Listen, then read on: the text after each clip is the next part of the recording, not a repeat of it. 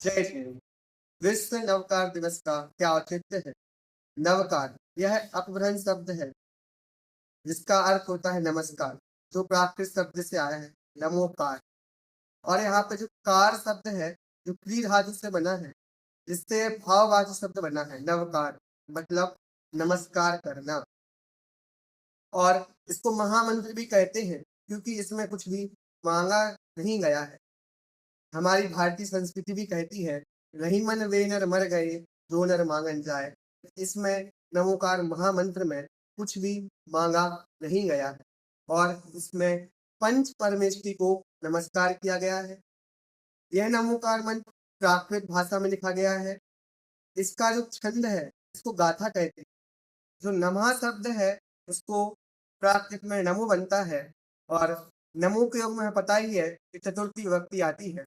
तो नमो अरहंताणम, ये अरहंताणम चतुर्थी का बहुवचन है। ऐसे ही सारे पदों में इन सबको नमस्कार किया गया है। और इसके अंतिम पद में एक विशेषता है, नमो लोए सव्य सावणम। ये जो लोए और सव्य लिखा है तो ये पांचों पदों में लगाना है क्योंकि ये अंत्य दीपक है। इसलिए लोए और सव्य पांचों पदों में आएगा, जिसका अर्थ होता है कि लोक के सभी अरहंतों को नमस्कार हो, सभी सिद्धों को नमस्कार हो, सभी आचार्यों को नमस्कार हो, सभी उपाध्यायों को नमस्कार हो और लोक के सभी साधुओं को नमस्कार हो। यह पंच नमस्कार, इसलिए इसको नमस्कार मंत्र कहते हैं। अब हम इसका इतिहास जानेंगे। सर्वप्रथम यह हमें कहाँ लिखा हुआ मिलता है, तो है आचार्य पुष्पदंत और भूतबली जी के ग्रंथ छठखंडागम ग्रंथ का यह मंगलाचरण है। और इसके पहले देखें तो यह खारवेल के शिलालेख में भी यह मिलता है। खारवेल का शिलालेख कहाँ है, तो उदयगिरी खंडगिरी की गुफा में है, जो सतखंड कम से कम 150 साल पहले वह शिलालेख लिखा गया है, जिसमें इस नमोकार मंत्र के 2 पदों का उल्लेख उसने अपने शिलालेख में किया है। नमो अरहंतानम और नमो सव्य सिद्धानम, ये 2 पद खारवेल के शिलालेख में मिलता है। और श्वेतांबर आगम देखें तो व्याख्या प्रज्ञप्ति अंग में भी और कल्प सूत्र में इसका उल्लेख मिलता है।